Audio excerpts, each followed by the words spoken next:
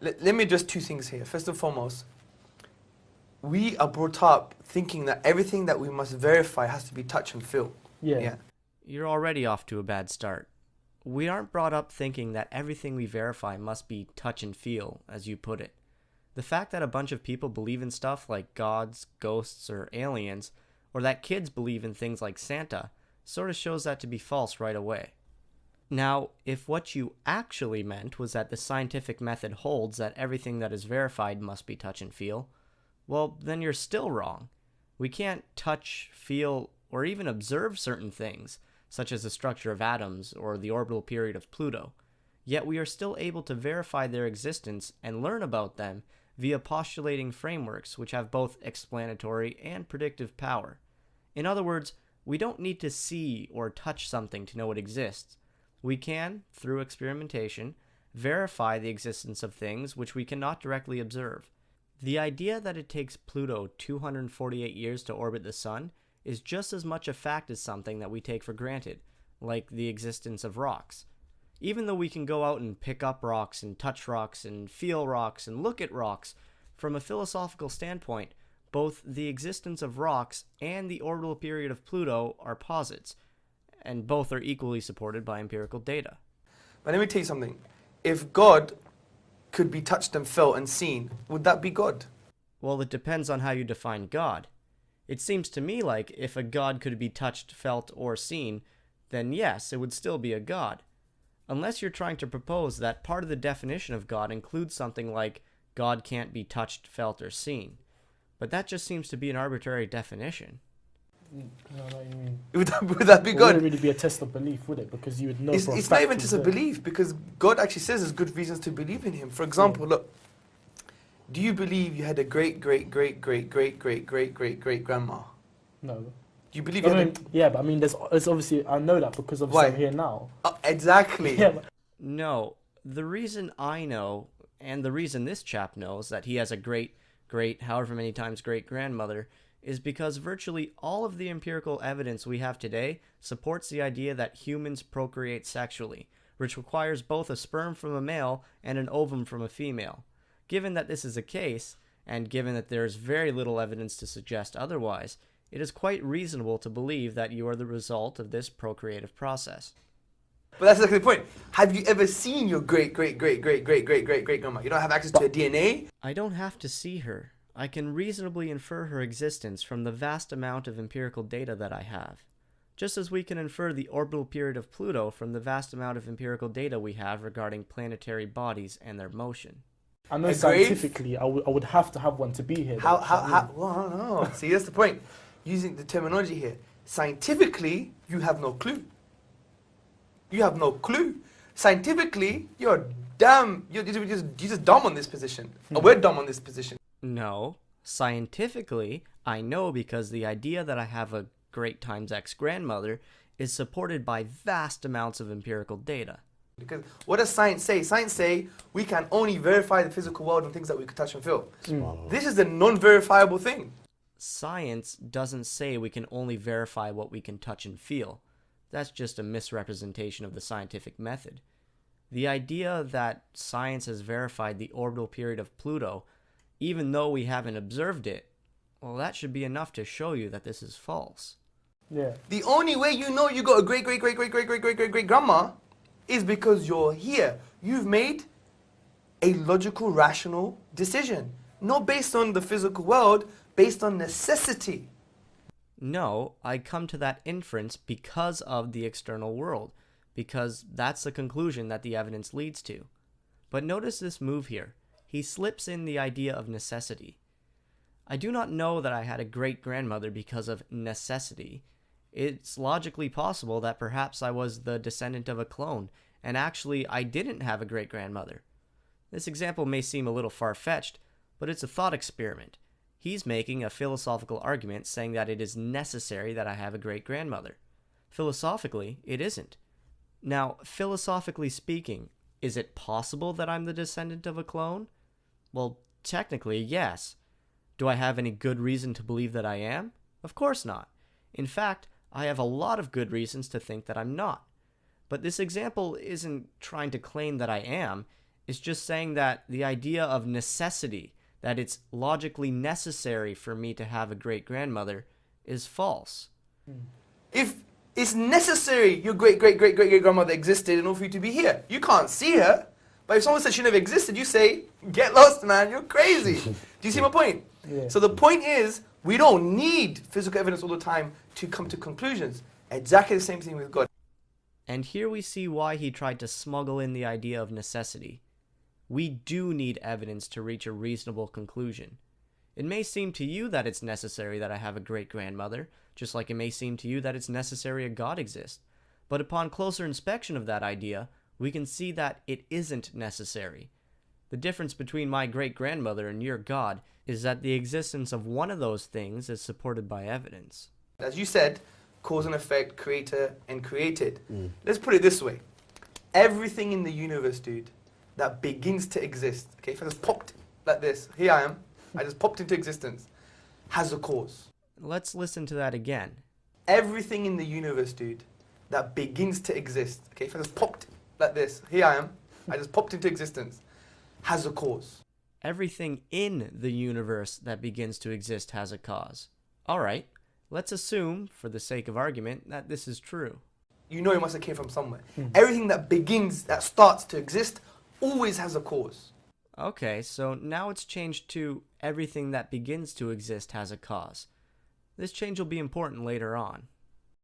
Number 2, the universe, without a shadow of a doubt now, began to exist. Based on philosophy, mathematics, Big Bang. You know about the Big Bang, yeah? Yeah, well, yeah. It's not that thing after too many curries, right? Yeah, the Big Bang, okay? Alright, let's grant that this is true as well. So from all this, we know the universe began to exist. So what logically follows? Therefore, the universe has a cause. So we just say, right, without a doubt, we know the universe has a cause. And this is where one of your argument's flaws is revealed. We have no way of verifying the first premise, namely that everything that begins to exist has a cause. I was perfectly fine with your statement that everything that is in the universe that begins to exist has a cause, even though that can be contested, but for the sake of this argument, I'm granting that. At least in principle, that idea is able to be verified, or at least strongly inferred. What you are doing with the second iteration of the premise is really saying that everything that is in the universe, and that is the universe itself that begins to exist, has a cause. You're taking data about things within the universe and applying your conclusions not to other things within the universe, but to the universe as a whole. What is true of the parts is not necessarily true of the whole. What is the nature of this cause? Well, if you create the universe, it can't be part of the universe. Because if it's part of the universe, then that would mean the universe existed and didn't exist at the same time. Madness. Does that make sense? No. That's just crazy. Madness. Can Abu Bakr exist and not exist at the same time? Don't make no Although we sense. may want him not to exist. Because he talks a lot, yeah. Yeah, I'm kidding. So there's that. Saying that the cause of the universe cannot be part of the universe, since that would mean that the universe both existed and didn't exist at the same time, supposes temporality, which is a characteristic of the universe itself. It doesn't make sense to talk about the idea of existing at the same time before time even existed, or even the idea of before time existed, since that too supposes some time which pre-existed the universe.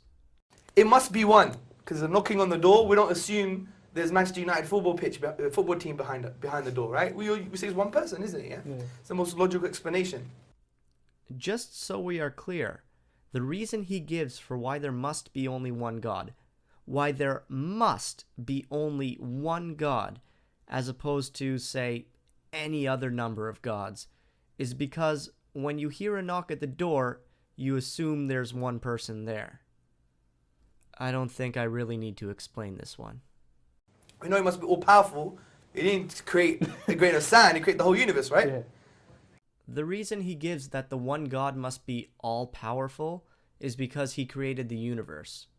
Sure, it's possible to imagine a God that had only one power, namely the power to create a universe, but he just dismisses this possibility by saying that since his God created the universe, he must therefore be all-powerful. And we know it must be uncreated. Because some people say, well, who created God? It must be uncreated. Why? Don't know why. But let me give you an example. Say I want to shoot you, yeah? Yeah. Good style like this, yeah? Boom. Yeah? Hackney style. But before I could shoot, I have to ask Abu Bakr for permission. Abu Bakr, can I shoot the geezer? He says, wait, I need to ask someone behind me to shoot. And that guy has to ask permission too. If that goes on forever, could I shoot you? No. Impossible. Exactly the same thing with the universe. The question of saying who created God is equivalent of saying there is no creation. Because you need a final point. Because if it went on forever, we would never have creation in the first place. He's just asserting that his God is the final link in the chain, which stops infinite regress. Again, we can imagine a being that created his God, and perhaps that being was uncreated. But yet again, he dismisses this possibility just by asserting that it must be his God that's the final link in the chain. So look what we've just done, just very simply. We've said there's a cause for the universe. It must be one, powerful, and uncreated. That's what you said, and I've just shown that you haven't supported any of those positions. This is exactly what the Quran says. قُلْ هُوَ اللَّهُ أَحَدٌ Allahu Samad, lam yalid wa lam yulad wa lam yakul lahu kufuwan ahad. Say God is one, unique, eternal, self-sufficient. He begets not, nor was he begotten. He's uncreated. And there is nothing like him. He's immaterial. He's outside of the universe. Yeah. So just using our aql in Islam is our intellect. Reflection, as the Quran always tells us to reflect. He uses the word yatafakkarun, for those who reflect. Because the Quran is for reflecting human beings. So we come to the conclusion that there must be a God. No, you came to that conclusion because you specifically set out in an attempt to come to that conclusion. And even so, you arrived to that conclusion using faulty reasoning. For me, I think that's irrefutable evidence there. Of course you do. But I hope that anyone with even a basic grasp of fundamental logic can see the gaping holes in your argument. Yeah. We could even go slowly through it again. Because they were very basic concepts, weren't they? Yeah. Saying it slower isn't going to make it true. So there's evidence for it. Yeah, there's evidence for it. You've presented no evidence for it whatsoever. I just want to make that very clear. And then what I would say now is God an absentee landlord? He just give you the keys and will go away. No, how could we apply something to God that we never apply to ourselves? Wait, what? How could we apply something to God that we never apply to ourselves? So, are you saying that we can't attribute to God anything that we wouldn't attribute to ourselves? If so, please explain why you're trying to attribute omnipotence to God. I got a BlackBerry, right? What came with my BlackBerry? A manual came with my BlackBerry. Yeah. Human beings made this, and they made the manual. So we make manual for things. We're saying God wouldn't give us guidance? We're actually being saying lesser for the being that created the whole universe? We must be chiefs if we think that, man. We must be crazy. Okay, so maybe you misspoke the first time. Maybe what you meant to say is that we can't attribute anything to ourselves that we wouldn't attribute to God.